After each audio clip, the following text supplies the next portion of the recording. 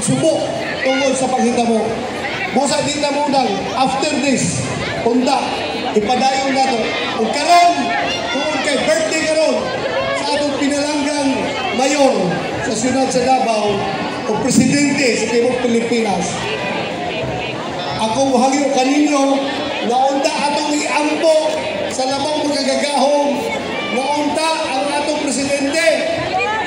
Yapin na nato si Executive Secretary Bingbong Benjaldia na nakaroon dito na doon ay sakit.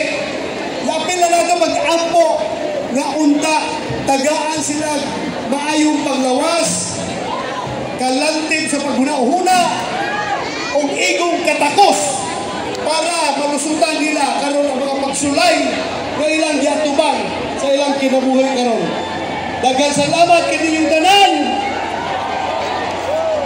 Bring him home! Bring him home! Bring him home! Bring him home! Bring him home! Bring him home! Daghang salamat! Salamat! Ang gabi! Daghang kayong salamat sa walang buwas ng Gugma, former PNP Chief Senator Ronald Bato de la Rosa! Atong umaabot na senador sa Tibuok, Pilipinas.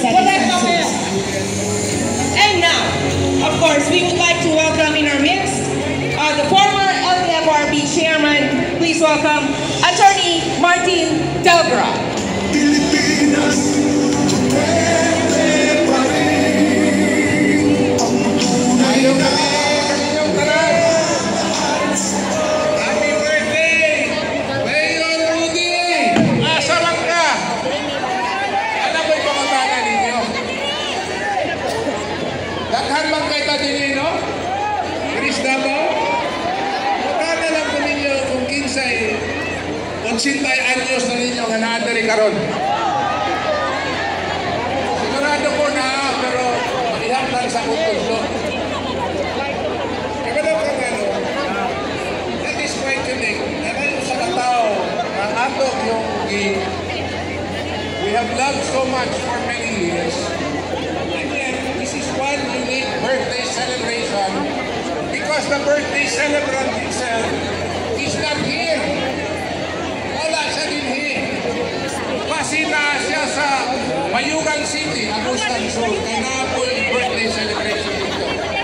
Pasina siya sa Valencia, Bukidnon.